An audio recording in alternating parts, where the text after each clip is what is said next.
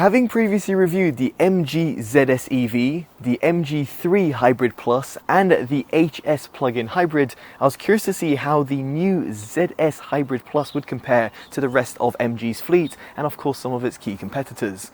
Now at the time of filming and in the UK it's available in two trims. The SE can be found for £22,000 while the Trophy, which we have on review, can be found for roughly £24,500. Now both trims actually come with a 7-year warranty or an 80,000 mile warranty, whichever comes first. So let us kick off this review and talk about efficiency. And here you have got a 41 litre petrol fuel tank and therefore gives you roughly 400 miles of driving range. That of course depends as to where and how you drive. Now there is also no dedicated EV range, and this is because you've only got a 1.83 kilowatt hour battery pack. Now this is actually automatically replenished while you're on the move via the use of regenerative braking. Right now I'm on level 3 mode, and if I were to lift off the accelerator pedal at roughly 30 miles an hour, the vehicle will actually decelerate pretty harshly and therefore recoup and harvest energy back into the battery pack. Now I can actually customize the regenerative braking feel while on the move because I actually customized the button on the steering wheel to actually do just that. So right now I'm on level 3 mode, and if I were to reduce it to level 1 mode, which is like coasting, if I were to go to 30 miles an hour and then lift off, I'm effectively still rolling at around 30 miles an hour, of course decelerating a little bit. But what I'm trying to say over here is that for you to harvest energy back into the battery pack, there is regenerative braking. Now of course, aside from regenerative braking, it is also done via the 1.5 litre petrol engine that's found at the front of the vehicle, and therefore means that it's constantly trying to replenish that battery pack and give you that sort of EV driving experience. And yes, that is why it's called the Hybrid Plus system, because it gives you that sort of EV driving experience all while still having a petrol engine. Now in terms of the overall efficiency, the manufacturer claims roughly 55 mpg, and in fact from my own mixed driving tests, which were done on the motorway, on the country roads and within the inner city, I actually netted 50 to 55 mpg. So yes indeed, very much in line with the manufacturer's claim, which is actually a breath of fresh air, because a lot of manufacturers will overinflate their mpg figures. Now as you'll be able to see from the mileage leaderboard, it actually does fare very well. Not only given the overall price tag of the ZS Hybrid Plus, but also considering some of the other alternatives, including the likes of the HS plug-in hybrid or indeed plug-in hybrid vehicles. So if you're going to be doing longer distance drives, then the Hybrid Plus powertrain is probably the way to go. Another thing which I think is going to be quite important while considering this sort of vehicle is your overall driving comfort. And while it doesn't have an advanced suspension system like you'd find on more expensive alternatives, it does actually do a pretty good job of soaking up those speed bumps and potholes when you're driving in and around town. Equally on the motorway, it does a good job of absorbing those anomalies. Although it's worth considering over here that you still have got quite a bit of road noise, and therefore it does affect the overall cabin noise. Equally, there is that 1.5 litre petrol engine that's shoved at the front of the vehicle, and that can be heard frequently roaring into life, be it if you're going to be accelerating quite rapidly, doing an overtaking manoeuvre, or even going up a small little gradient. Yes indeed, this is also due to the fact that MG has fitted an automatic 3-speed gearbox, which I'm not really sure why. Now here it is worth considering that when it comes to doing an overtake manoeuvre on the motorway, between 60 to 70 miles an hour, I often found that the vehicle was almost hesitating and then going into life. It's almost like it was going from gear 2 to gear 3. This is something that I also encountered in some of the other MG vehicles, such as like the MG3 Hybrid Plus, and I thought I should also reiterate it in this vehicle that you still have that sort of phenomenon. There is also a small little transition that you can sometimes feel between the EV and the petrol portion.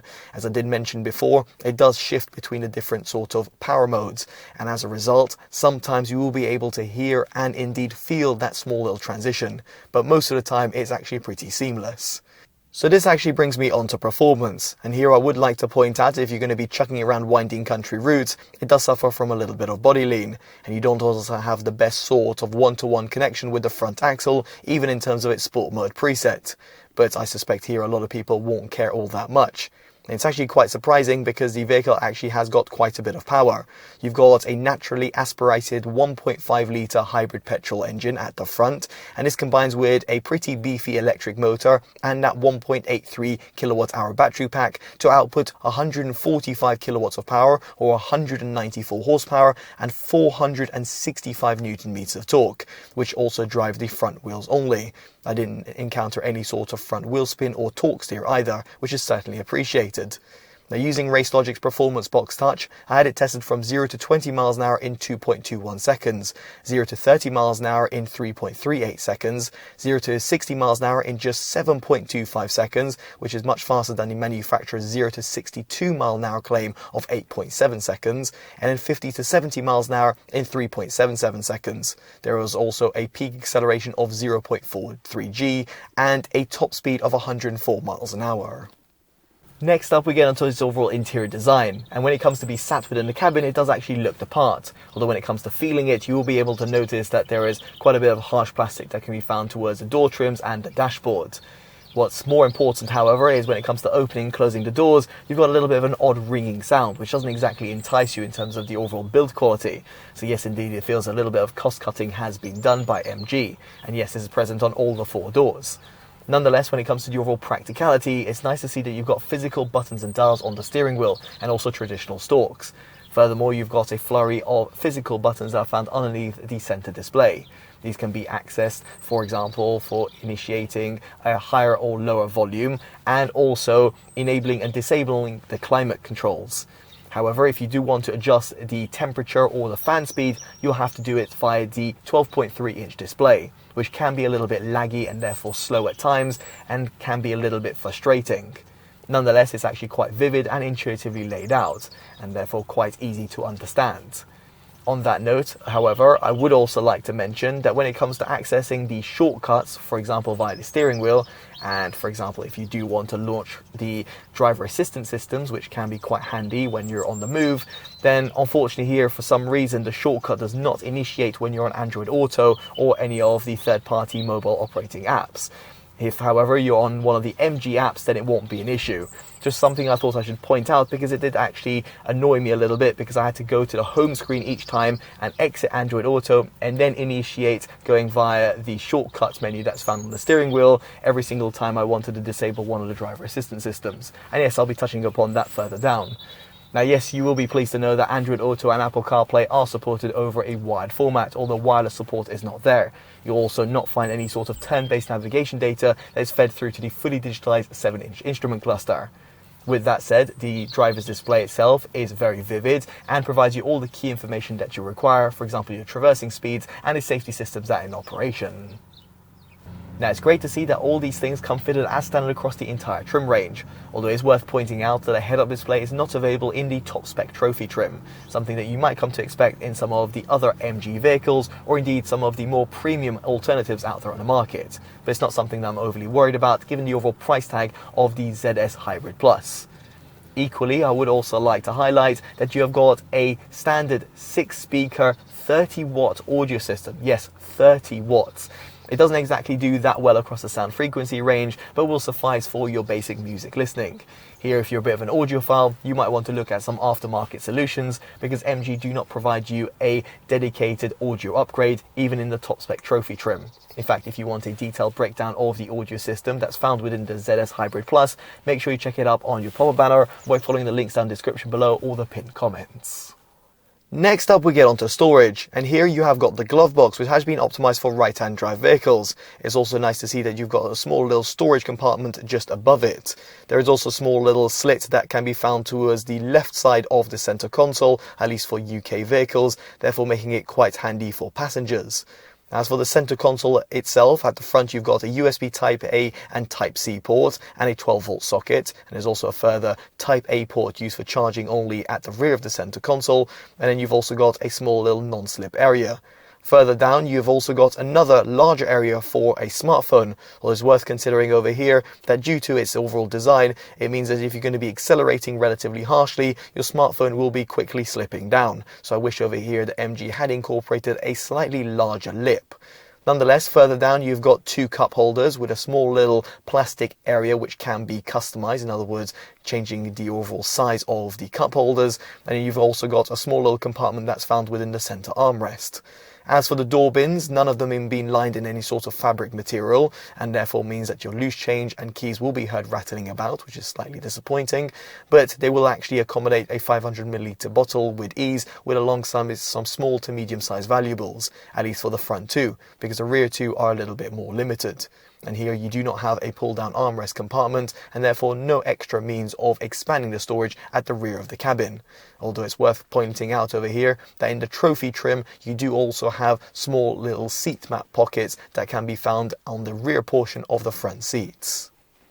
More importantly, how is this overall boot capacity? Well, here you've got 443 litres to play around with, or 1,457 litres if you drop down the seats. Quite comparable with a lot of vehicles within its class, and it should certainly suffice for your weekly shops among taking larger sized luggage.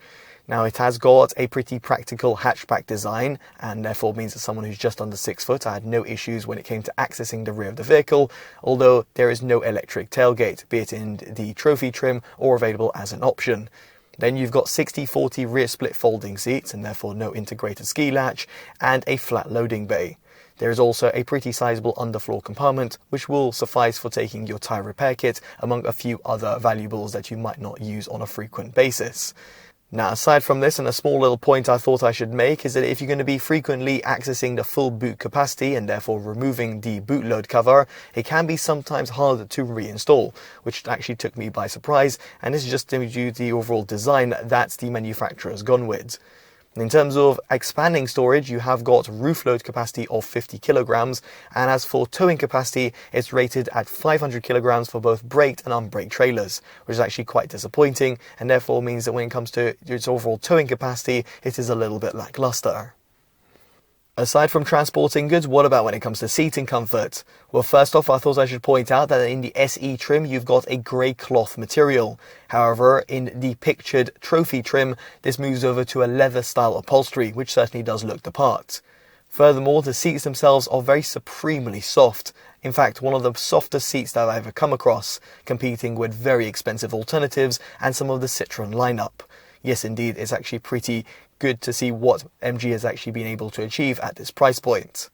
As for the driver seat itself, it's got 6-way manual controls in the SE model, and this moves over to electronically operated seats and a heated function with a manual lumbar support in the trophy spec, and you also find a heated steering wheel in the top spec model as well. Both trims, however, have got 4-way manual controls for the front passenger.